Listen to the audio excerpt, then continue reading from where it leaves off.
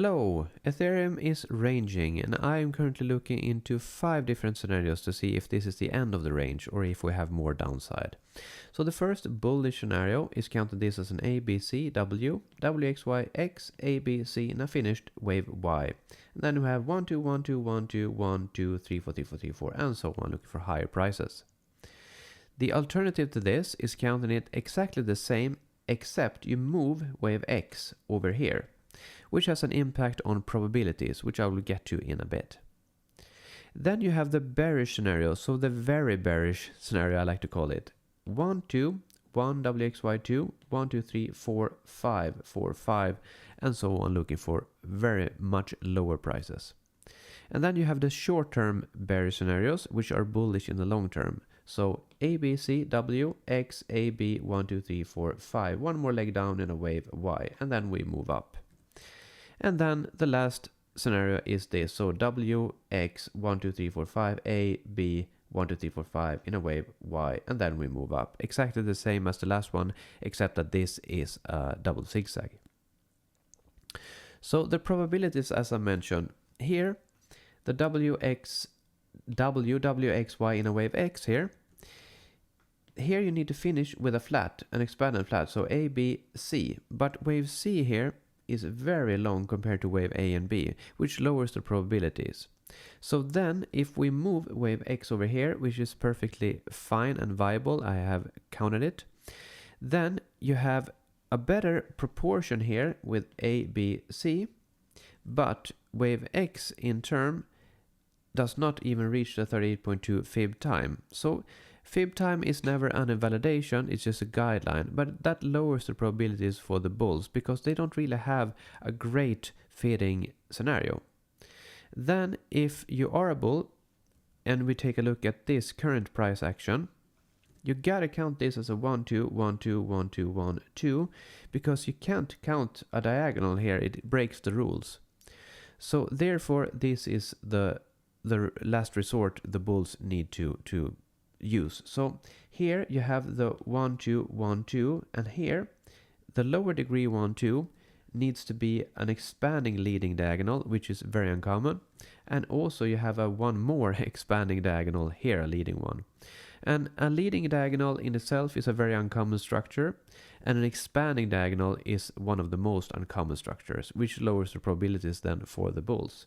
And also we hit this, which is the low probability wave 2 target. But if we take out this, the wave 4 invalidation, 2456.13, it increases the probabilities for the bulls. And also it increases the probability that this is a wave B, that we are continuing the range.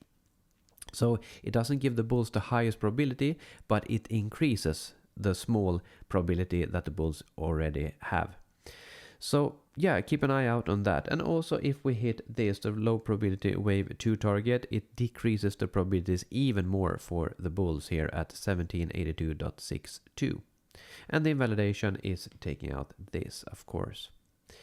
Then if we take a look at the bearish scenario, so the very bearish scenario here, 1, 2, 3, 4, 5. Here, the bears do not want to take out this 2456.23 because if we do, it is a very low probability that this is a 1, 2, 3, 4, 5 and that this is a 1, 2, 1, 2 and 3, 4, 5 and so on, looking for way lower prices. So the bulls want to take out this, the bears does not want to take out that, if I put it like this.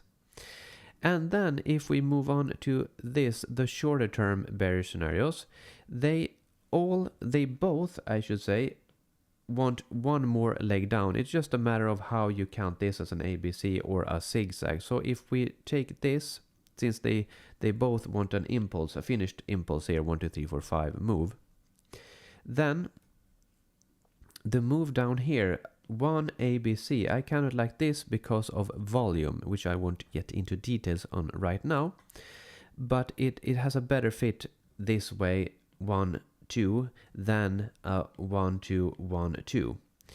It can be a 1-2, 1-2. It doesn't break any rules or anything like that, but it has a better fit like this. But still, it's just a matter of missing a 1-2, 1-2.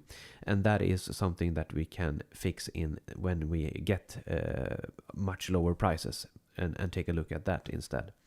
So here, the invalidation I have written here for the 1-2, 1-2 is taking out this. And the low probability, because if we take out this, that's the invalidation for, as I mentioned, having a 1-2, 1-2. And if we take out this, that's a low probability for this scenario, so 2343.22. Then this has a low probability of being a 1-2. And this is the invalidation for this scenario. So if we take out this, and especially this, then this has a higher probability of being an extended kind of sideways structure in a wave B.